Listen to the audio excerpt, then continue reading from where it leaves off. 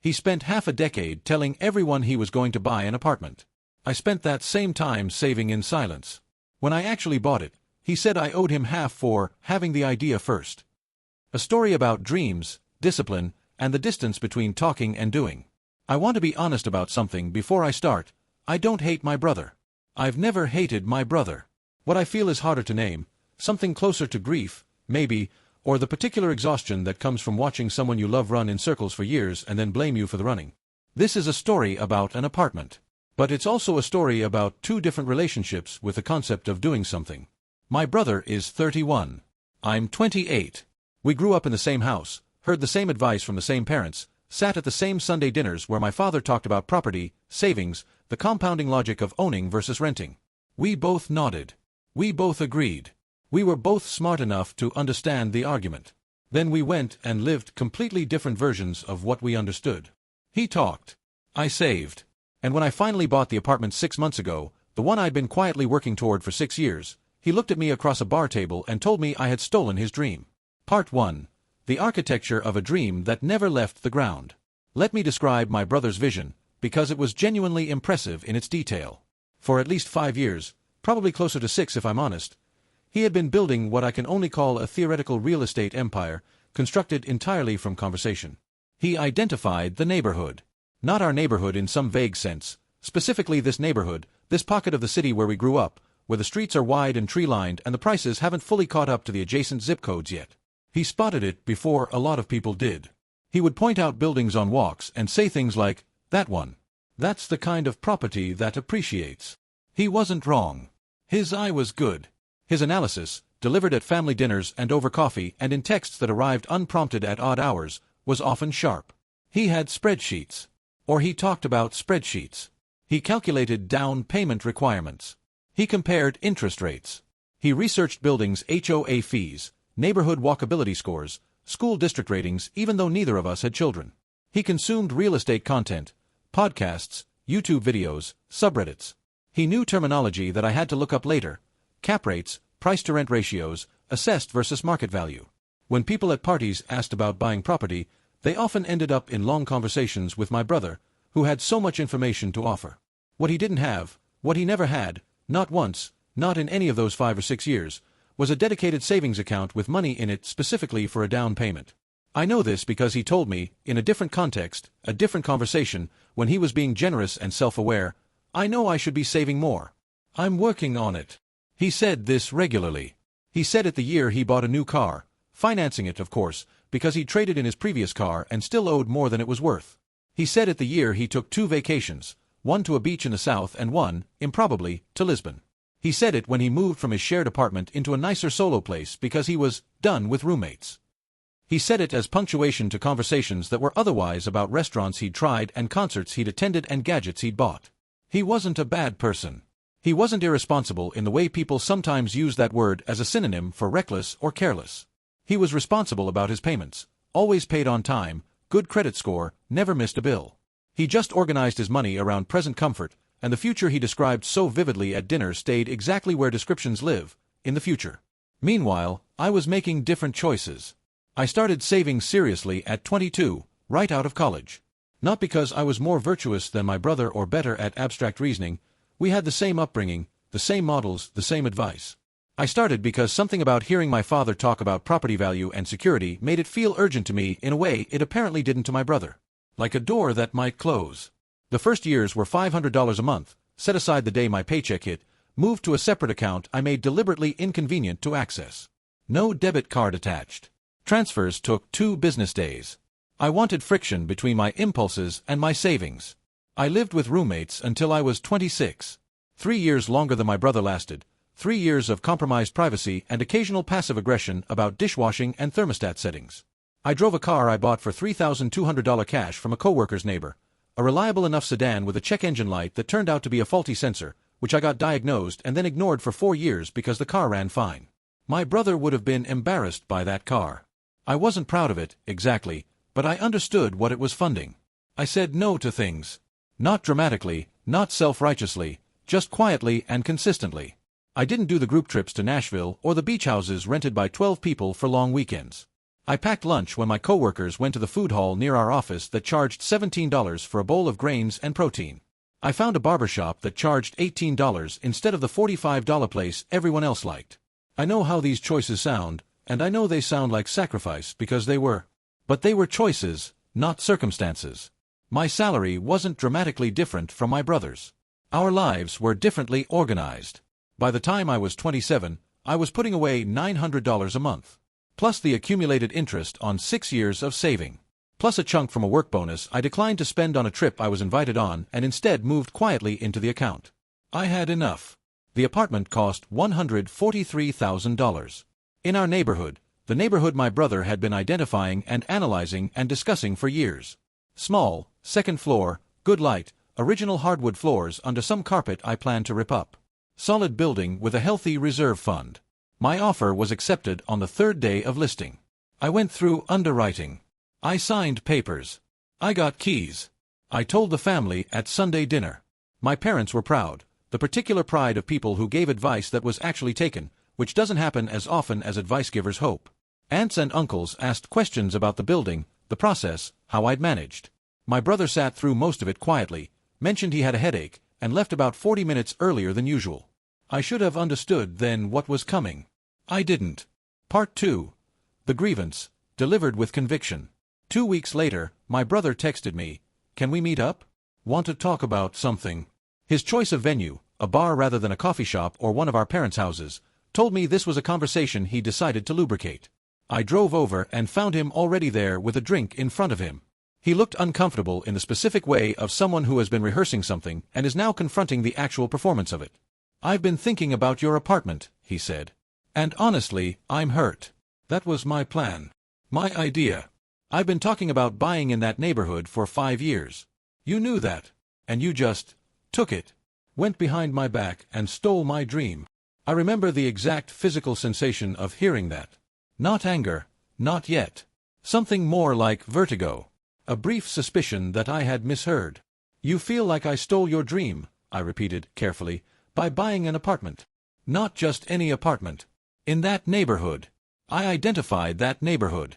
I've been analyzing it for years. I was planning to buy this year. You knew all of this and you just moved. You took what I was building toward." I tried several angles of response, and he had answers for all of them.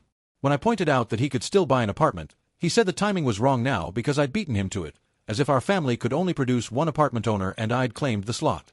When I said I'd grown up in the neighborhood too and didn't need his authorization to buy there, he introduced his theory of intellectual contribution, the idea that his years of market research constituted groundwork I had benefited from, that his dinner table analysis had shaped my understanding, that he had, in some meaningful sense, done the thinking and I had merely executed it with money. "The courts call it misappropriation of ideas," he said, at one point, with genuine conviction. I looked at him across the table. My older brother, someone I'd grown up admiring in certain ways, someone whose confidence I'd often envied, and I tried to be charitable. I tried to understand the psychology of what he was saying rather than just the content. And what I saw, I think, was someone in genuine pain who had chosen the wrong explanation for it. He wasn't lying to hurt me. He believed it. He had told himself the story of his real estate vision for so many years that it had become, in his internal accounting, something he owned, something that had value, something I had taken. The fact that it existed only in conversation, that no dollar had ever moved in its direction, didn't register in the ledger he was keeping. Intent and action occupied the same column in his accounting. He had planned.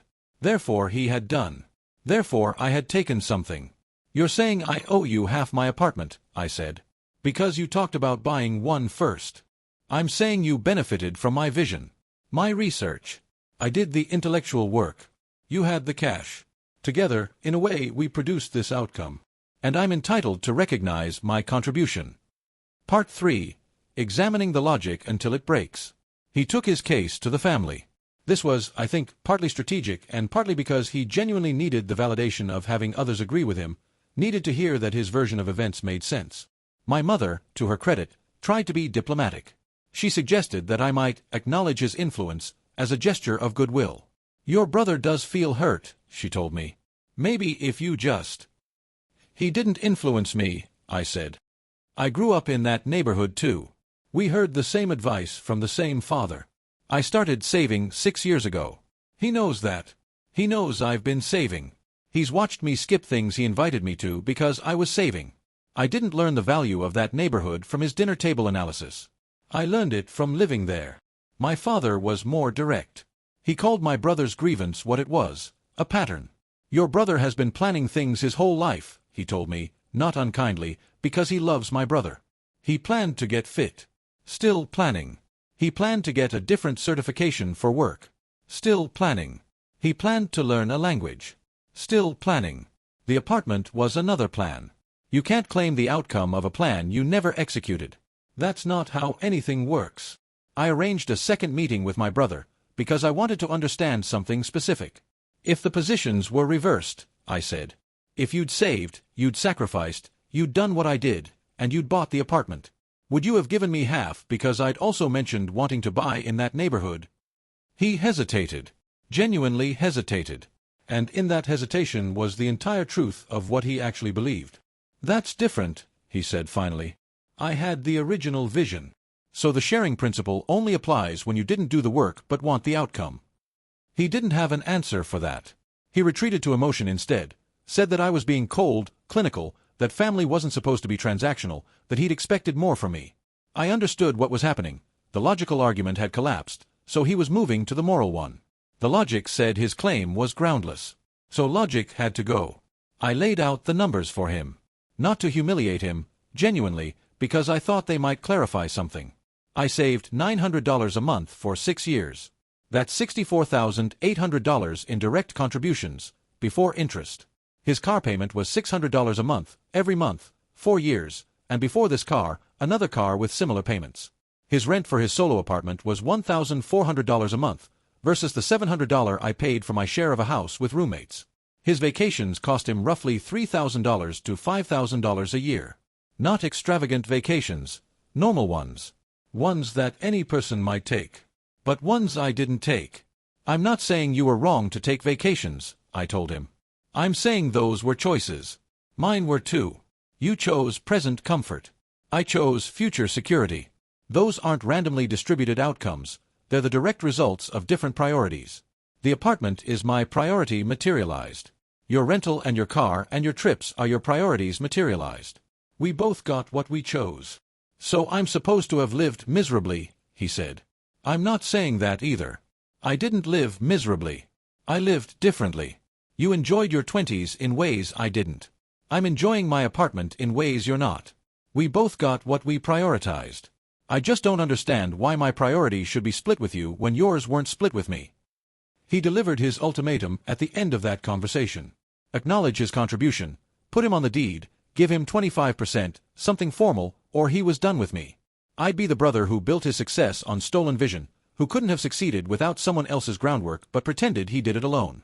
I took a breath. I didn't steal your vision, I said. We had the same dream.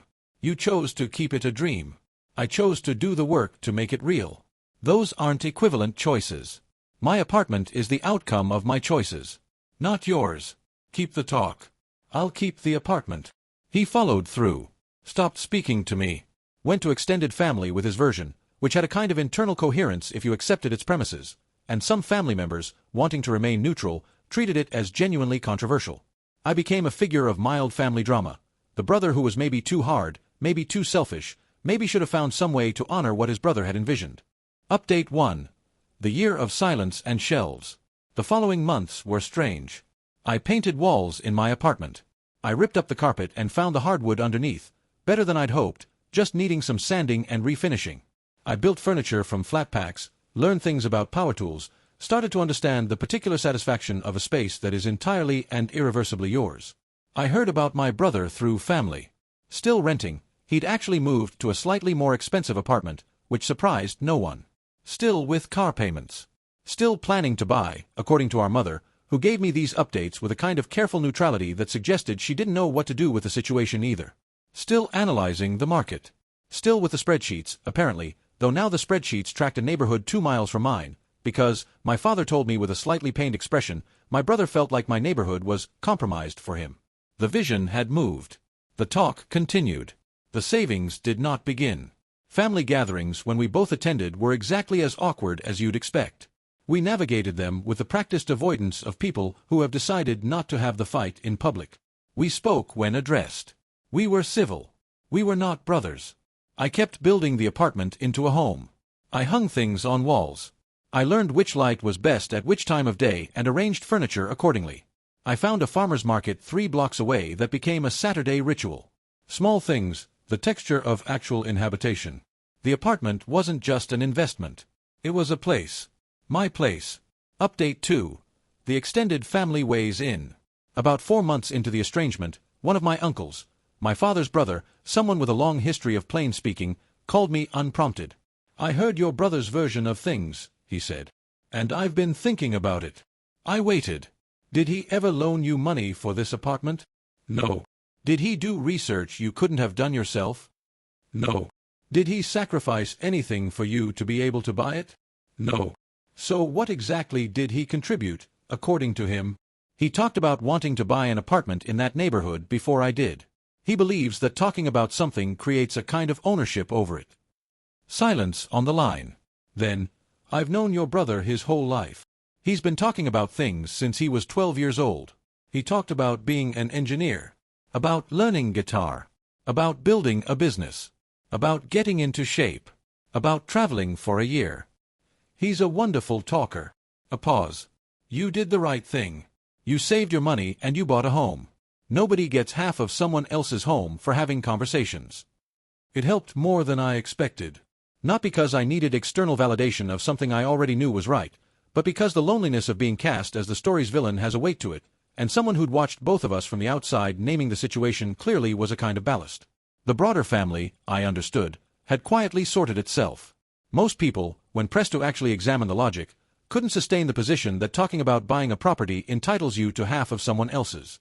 The neutrality was about not wanting to damage relationships, not genuine uncertainty about the merits. 2 aunts reached out to me separately, both some version of, "I don't want to get in the middle of it, but you know we're proud of you." Update 3. The partial thaw. 8 months into the estrangement, my brother reached out. The text was brief and somewhat formal, like something he'd drafted several times. "Hey, I know things have been weird. I don't want it to stay that way. Would you want to get coffee sometime?" I thought about it for 2 days. Not because I was considering refusing. I missed my brother, I missed the relationship, I'm not made of stone, but because I needed to be clear with myself about what I was and wasn't walking into. I wasn't going to get an apology that looked like what I'd want an apology to look like. I knew that. My brother's psychology doesn't travel easily to that place. What I might get, at best, was movement, some acknowledgement that reality had shifted his story, even if only slightly. We met at a coffee shop. Neutral ground, this time. No alcohol. Morning light. He looked tired, I thought. Or maybe just older. He'd turned 31 while we weren't speaking, and I'd sent a birthday text that he'd responded to minimally. We talked around the subject for a while. Family, work, small news from our respective lives. Then he said, in the particular tone of someone getting something out before they lose the nerve, "I think I was jealous. If I'm being honest. You did something I kept telling myself I was going to do, and instead of being happy for you, I made it about me. It was easier to say you stole my idea than to admit that I never really tried." He didn't say, "I was wrong to call it theft." He didn't say, "I should never have made that claim." He didn't say, "I'm sorry." But he said the true thing. The thing underneath all the rationalizations, the one that had been sitting there the whole time, waiting for him to get close enough to it to name it. He was jealous. He hadn't tried. He'd turned his failure to act into a grievance against my success at acting, because that was less painful than the truth. I accepted this without making a production of it. "I know," I said. Because I did know. I'd known it from the beginning. "I still think you could have." He trailed off. Couldn't actually finish the sentence in the light of morning without a grievance to sustain it. Could have what? I don't know. Something.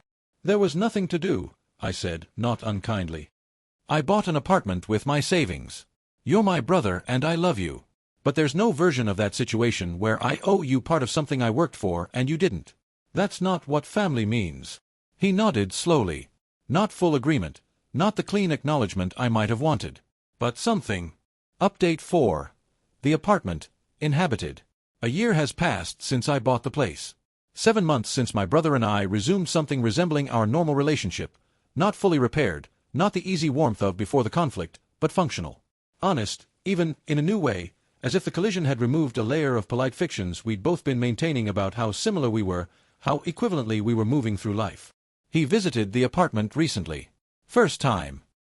He'd refused to come before, during the estrangement, refused the implicit acknowledgement that the apartment existed and was mine. Coming now was its own kind of concession. I watched him walk through the rooms. He saw the hardwood I'd refinished, the walls I'd painted a color I'd agonized over for 3 weeks, the shelves I'd built in the living room from a design I'd sketched myself and modified twice during construction. He stood in the kitchen for a moment and looked out the window at the street below, the neighborhood he'd analyzed, identified, discussed for years. "It's nice," he said finally. "You did good."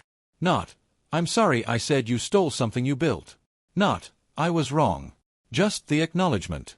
Simple, flat, and probably as close as he could get. I decided it was enough. Not because I don't think the fuller accounting is warranted, I do, but because I've learned something about what you can and can't extract from another person's self-understanding, and how much energy it costs to keep wanting something they can't give you. He looked at my apartment and he said you did good, and somewhere inside that is the ghost of what he couldn't quite say, and I can live with the ghost. We had a beer and talked about other things. He mentioned he was thinking about looking more seriously at saving for a place. I didn't say anything about that. Just listened. Resolution. The distance between talking and doing. Here's what I've settled into, a year on. He talked about buying an apartment for 5 years.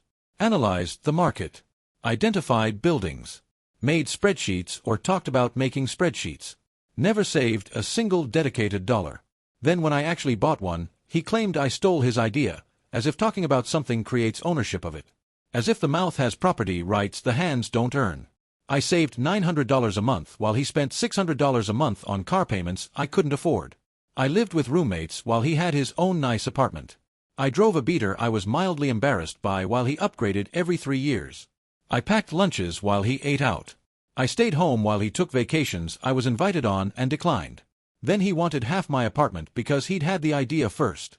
The idea cost nothing. The apartment cost $143,000. He contributed $0. He said I benefited from his research.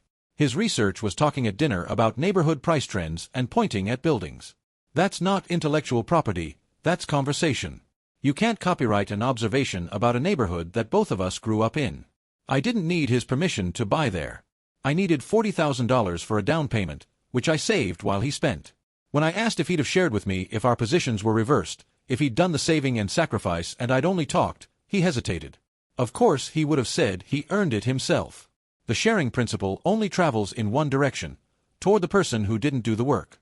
Ideas without action are entertainment, not achievement. Everyone has ideas. The guy at the bar has ideas. The person in the meeting has ideas. The ideas are free and plentiful and they don't build anything. What builds things is the sustained, unglamorous, often boring work of choosing differently, repeatedly, over time. He dreamed for 5 years. I saved for 6. Only one of us has an apartment. He finally said he was jealous. Said it was easier to call it theft than to admit he never really tried. That's the closest he's ever come to the true thing. He didn't lose the apartment to me. He lost it to himself, one dinner out and one car payment and one vacation at a time. 1,000 small choices that added up to a life he enjoyed and a dream that stayed theoretical. We had the same goal. The same neighborhood. The same parents telling us the same things about security and property and saving. Different choices. He chose present comfort. I chose future security. Those aren't equally valid paths to the same destination. They're paths to entirely different destinations. He arrived at more talk. I arrived at an apartment. I think about my brother with tenderness more than bitterness now, which surprised me. I expected it to work the other way as time passed. But what I see when I look at him is someone genuinely confused about the relationship between vision and outcome, someone who built a rich inner life around plans he never launched and then experienced my success as a kind of robbery rather than a different story entirely. That's a painful way to move through the world. His talk wasn't cynical. He believed in it. The plans were real to him. The intentions were genuine. He just never understood that intention and action occupy different spaces and produce different results. I'm hanging a shelf I designed myself when he texts me. A picture of the old neighborhood, taken from a street I know, 3 buildings down from the one I grew up in. Walking around, he writes. Miss it sometimes. Then, a minute later, you lucked out finding that apartment when you did. Markets moved since. I look at the text for a while. Luck. That's the word he's landed on, the one that lets the story make sense without requiring him to revise it too much. I got lucky with the timing. The money was just there. I put the phone down and go back to the shelf. My brother talked about buying an apartment for 5 years. I bought one. He called it theft, claimed I stole his idea because his mouth moved before my money did. But ideas don't build walls. Savings do. Sacrifice does. Action does. He analyzed the market while I packed lunches. He identified buildings while I drove a beater. He calculated down payments while I deposited them. We both had the dream. I made it real. He made it conversation. Now he says I got lucky. That's fine. I'll take luck. Luck that started at 22 with $500 a month in a hard-to-access account. Luck that looked like roommates for 3 years longer than I wanted. Luck that looked like a $3,200 car with a check engine light I learned to ignore. Luck that looked like Sunday dinners I left early to avoid spending money I was saving. You can't patent a common dream. You can't copyright a conversation. You can only do the work or not do the work. I did it. He didn't. The apartment is mine, not because I stole his idea, but because I executed my own. Same dream, different paths, and all the difference in the world between the person who talked about it and the person who paid for it. He can keep the talk. I'll keep building shelves. And sometimes, on a Saturday morning, I'll stand at my kitchen window, the one with the view of the street we both grew up on, and I'll think about the distance between dreaming something and doing it. It's not a distance measured in intelligence or luck or advantage. It's measured in choices, small and accumulating, made over years in the direction of the thing you actually want. I made mine. The walls are painted. The floor is refinished. The apartment is home. That's the whole story. Broken heart, bitter victory. The apartment stays mine. The relationship is salvaged into something smaller and more honest than it was before. And sometimes that's what justice looks like. Not a courtroom vindication, not a tearful apology, but your brother standing in the room you built and saying you did good in a voice that almost reaches the thing he still can't quite say. Maybe that's the only apology he's capable of. I can live with that. I can live with all of it, because I own the place where I'm living.